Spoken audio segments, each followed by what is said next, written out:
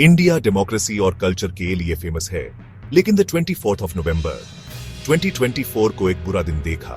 उत्तर प्रदेश के संभाल में दंगे हो गई, जहां तबाही, डर और खून खराबा हुआ। वजह शाही जमा मस्जिद का कोर्ट ऑर्डर सर्वे। इस घटना ने प्योर देश को हिला दिया। कम्युनल हार्मनी और पीस के बारे में सवाल उठाए। संभाल की हिंसा ऐसे ही नहीं हुई, ये टेंशन और पुरानी शिकायतों का नतीजा था। शाही जमा मस्जिद का विवाद कई दशकों से चलता आ रहा है। इस घटना ने हमारे समाज में छुपी हुई डिविजन्स को फिर से दिखा दिया। देश ने टीवी पर हिंसा की तस्वीरें देखकर डर गया। गुस्से से भरी हुई भीड़, जलती हुई गाड़ियां और पुलिस टीयर गैस छोड़ रही थी। सबके मन में एक ही सवाल था, यह सब कैसे हुआ? इस झगड़े के बीच में है शाही जमा मस्जिद, एक ऐसी जगह जो अपने अस्तित्व के लिए लड़ रही है। मुस्लिम कम्युनिटी के लिए यह इबादत की जगह है, उनके फेथ का सिंबल, और एक ऐसी जगह जहां वो शांति और सुकून पाते हैं। लेकिन कुछ हिंदू ग्रुप्स के लिए यह हिस्टोरिकल इनजस्टिस को दर्शाता है, एक ऐसी चिंगारी जो कभी बुझ नहीं पाई। उनका कहना है कि मस्जिद एक हिंदू मंदिर की जगह पर बनी है और यह उनके लिए एक महत्वपूर्ण मुद्दा है। यह दावा एक लंबी लीगल बैटल का रीजन रहा है, जो अब तक चल रही है और शायद आगे भी चलेगी। यह मस्जिद अपने बड़े मीनार और शंट कोर्टयार्ड के साथ संभल के रिच हिस्ट्री का सबूत है और एक ऐसी विरासत जो हर किसी को याद दिलाती है। लेकिन हिस्ट्री, जैसा कि हम जानते हैं, अक्सर डिस्प्यूटेड होती है और यह विवाद उसी का एक उदाहरण है। मस्जिद के ओरिजिन पर यह विवाद आइडेंटिटी, बिलोंगिंग और पास्ट की लेगेसी के बारे में एक बड़े डिबेट को रिफ्लेक्ट करता है, जो आज भी लोगों के बीच में जारी है। शाही जमा मस्जिद सिर्फ एक बिल्डिंग नहीं है, यह एक सिंबल है, एक ऐसी जगह जो कई लोगों के लिए महत्वपूर्ण है।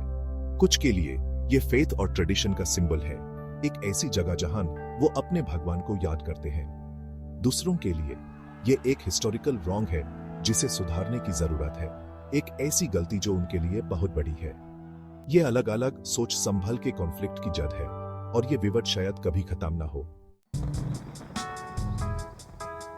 शाही जामा मस्जिद का विवाद सिर्फ फेथ का नहीं है, यह लॉ का भी है। यह मस्जिद, जो अपनी खूबसूरत आर्किटेक्चर और ऐतिहासिक महत्व के लिए मशहूर है, अब एक लीगल और रिलीजियस बैटलफील्ड बन गई है। यह विवाद, जो कई सालों से चल रहा है, अब तक सुलझा नहीं है। हिंदू पिटिशनर्स हिस्टोरिकल टेक्स्ट्स और आर्कियोलॉजिकल एविडेंस के साथ मस्जिद के सर्वे की मांग करते आ रहे हैं। उनका मानना है कि सर्वे से उनका दावा साबित हो जाएगा कि वहां पहले एक मंदिर था। यह दावा पुराने हिस्टोरिकल मैन्युस्क्रिप्ट्स और आर्कियोलॉजिकल फाइंडिंग्स पर आधारित है, जो उनके मुताबिक मस्जिद के नीचे एक प्राचीन मंदिर के होने का सबूत देते हैं। सर्वे टीम की मेंबर्स, जो अपने सोफिस्टिकेटेड इक्विपमेंट के साथ आए हैं, इस बात का पता लगाने की कोशिश कर रहे हैं कि क्या सच में वहां पहले एक मंदिर था। यह एक कॉम्प्लेक्स और टाइम कंज्यूमिंग प्रोसेस है, जो कई सालों तक चल सकता है। मुस्लिम कम्युनिटी का कहना है कि मस्जिद का status places of worship act 1991 के अंडर प्रोटेक्टेड है। यह एक्ट, जो 1991 में पास हुआ था, सभी रिलीजियस प्लेसेस के स्टेटस को प्रोटेक्ट करता है, जैसा वो द 15th of August 1947 को दे। उनका मानना है कि सर्वे इस एक्ट का वायोलेशन है और उनकी रिलीजियस फ्रीडम के लिए खतरा है। उनका कहना है कि यह सर्वे उनके रिलीजियस सेंटिमेंट्स को हर्ट करता है और उनके धार्मिक अधिकार को छीन लेता है। लीगल बैटल सालों से चल रही है, दोनों तरफ अपने आर्गुमेंट्स कोर्ट में पेश कर रहे हैं। लॉयर्स, जो अपने क्लाइंट्स के लिए लड़ रहे हैं, हर लीगल डॉक्यूमेंट को बारीकी से एग्जामिन कर रहे हैं ताकि उनका केस मजबूत बन सके। कोर्ट्स एक मुश्किल सिचुएशन में है। जजेस, जो इम्पार्शियलिटी और जस्टिस के प्रिंसिपल्स को फॉलो करते हैं, इस कॉम्प्लेक्स केस को सुलझाने की कोशिश कर रहे हैं। उनके लिए यह एक चैलेंजिंग टास्क है, क्योंकि यह सिर्फ एक लीगल इशू नहीं, बल्कि एक रिलीजियस और इमोशनल इशू भी है। एक तरफ रिलीजियस फ्रीडम का प्रिंसिपल है, जो बिना किसी इंटरफेरेंस के अपना धर्म फॉलो करने का अधिकार देता है। यह अधिकार, जो कॉन्स्टिट्यूशन में एनश्राइंड है, हर सिटीजन को अपने धार्मिक प्रैक्टिसेस को फॉलो करने की फ्रीडम देता है। दूसरी तरफ हिस्टोरिकल ट्रूथ और जस्टिस का सवाल है। यह सवाल, जो कई लोगों के लिए बहुत इंपॉर्टेंट है, इस बात का पता लगाने की कोशिश करता है कि क्या सच में वहां पहले एक मंदिर था। इन दोनों इंटरेस्ट्स को बैलेंस करना एक मुश्किल काम है। कोर्ट्स, जो जस्टिस के प्रिंसिपल्स को फॉलो करते हैं, इन दोनों कॉन्फ्लिक्टिंग इंटरेस्ट्स को बैलेंस करने की कोशिश कर रहे हैं। लीगल झगड़े ने कम्युनिटीज के बीच की डिवाइड को और बड़ा कर दिया है। यह डिवाइड, जो पहले से ही एग्जिस्ट करता था, अब और भी गहरा हो गया है, जिससे कम्युनल टेंशन्स और बढ़ गई हैं। हर कोर्ट हियरिंग, हर लीगल मैन्यूवर के साथ टेंशन और एंग्जाइटीज बढ़ी हैं। लोग जो इस केस को क्लोजली फॉलो कर रहे हैं, हर नए डेवलपमेंट के साथ और भी एंग्शियस हो रहे हैं। संभाल की सिचुएशन एक बारूद के ढेर की तरह थी जो कभी भी ब्लास्ट हो सकती थी। पुलिस जो लॉ एंड ऑर्डर मेंटेन करने की कोशिश कर रही है, हर वक्त अलर्ट है ताकि कोई भी उनवर्ड इंसिडेंट ना हो। The 19th of November 2024 को संभाल के एक लोकल कोर्ट ने शाही जमा मस्जिद के सर्वे का ऑर्डर दिया। कोर्ट का डिसीजन हिंदू ग्रुप्स की पिटीशन पर बेस्ड था। सर्वे को पिटिशनर्स ने अपनी जीत माना, लेकिन इसने मुस्लिम कम्युनिटी में डर भी पैदा कर दिया। पहला सर्वे हैवी पुलिस प्रोटेक्शन के ही अंडर शंटी से कंप्लीट हुआ, लेकिन दूसरा round the 24th of November को काफी रेजिस्टेंस का सामना करना पड़ा। मुस्लिम कम्युनिटी ने सर्वे को अपनी इबादत की जगह पर सीधा अटैक माना। दूसरे सर्वे से पहले संभाल में माहौल टेंस था। सोशल मीडिया पर अफवाहें और गलत इंफॉर्मेशन आग की तरह फैल गई, जिससे डर और शक बढ़ गया। कॉन्फ्रंटेशन के लिए स्टेज सेट हो गया था। सेक्शन 5 हिंसा का उद्गम संभाल जलता है। द 24th of November के दिन शाही जमा मस्जिद के बाहर एक बड़ी भीड़ जमा हो गई जो सर्वे को रोकने के लिए डिटरमिन्ड थी। प्रोटेस्टर्स और पुलिस के बीच क्लैश होते ही सिचुएशन कंट्रोल से बाहर हो गई। पाथरबाजी हुई, गादियों को आग लगा दी गई और हवा में टीयर गैस भर गया। हिंसा तेज और ब्रूटल थी। 4 मुस्लिम आदमियों की जान चली गई गोली लगने से। पुलिस ने लिव एम्यूनिशन यूज करने से इनकार किया और कहा कि प्रोटेस्टर्स आर्म्ड थे। कई पुलिस ऑफिसर्स भी क्लैश में घायल हुए। अंधेरा होते होते संभल के मैदान जैसा लग रहा था। सड़कों पर पत्थर और डिबरी बिखरे पड़े थे और हवा में धुआं और टीयर गैस की स्मेल थी। हिंसा ने पूरे देश को हिला कर रख दिया। इबादत की जगह के विवाद से इतना खून खराबा कैसे हो सकता है? सेक्शन 6 सरकार का जवाब शहर घेरे में। हिंसा के बाद उत्तर प्रदेश गवर्नमेंट ने संभल में पुलिस और पैरामिलिट्री फोर्सेस की हैवी तैनाती कर दी। शहर में कर्फ्यू लगा दिया गया और अफवाहों को रोकने के लिए इंटरनेट सर्विसेज बैंड कर दिए गए। सरकार का जवाब तेज और डिसाइसिव था।